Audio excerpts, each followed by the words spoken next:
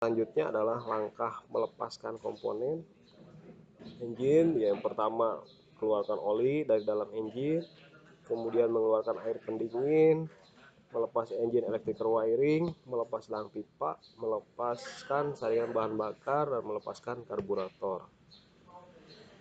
Selanjutnya, melepas exhaust manifold dan intake, melepas unit pengapian engine, melepas unit motor starter, melepas alternator, melepas komponen pendingin, kemudian melepas tutup kepala silinder. Nah, itu langkah-langkahnya. Terakhir, di kesempatan kali ini saya sampaikan, saya ulangi lagi, bahwa untuk pembelajaran jarak jauh atau daring seperti ini, yang pertama kalian harus tahu konsep pembelajaran atau materi ini apa.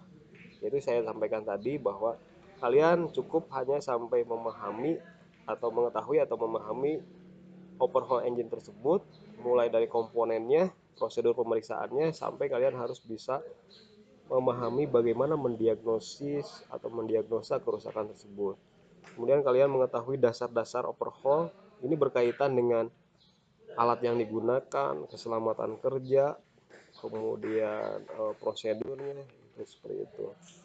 Yang selanjutnya adalah klasifikasi komponen. Ketika kalian melakukan overhaul, kalian harus tahu komponen-komponen engine tersebut. Kemudian karakteristik komponen tersebut, cara pembongkaran seperti apa, penyimpanan seperti apa, pengukuran seperti apa. Nah, ini berkaitan juga dengan penggunaan alat ukur. Kemudian yang terakhir yaitu prosedur pelepasan. Bagaimana kalian ketika melakukan pembongkaran. Nah, ini di tahapan overhaul tersebut.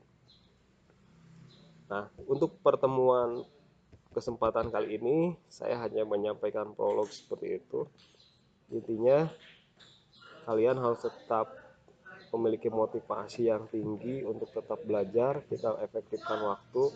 Kemudian saya berharap atau saya doakan semua kalian selalu dalam keadaan sehat walafiat. Tapi lebih mendalamnya itu nanti kalian silahkan dibuka materi yang kita share, kalian pelajari. Nanti di pertemuan berikutnya apabila ada yang kurang dipahami, kalian bisa langsung tanyakan di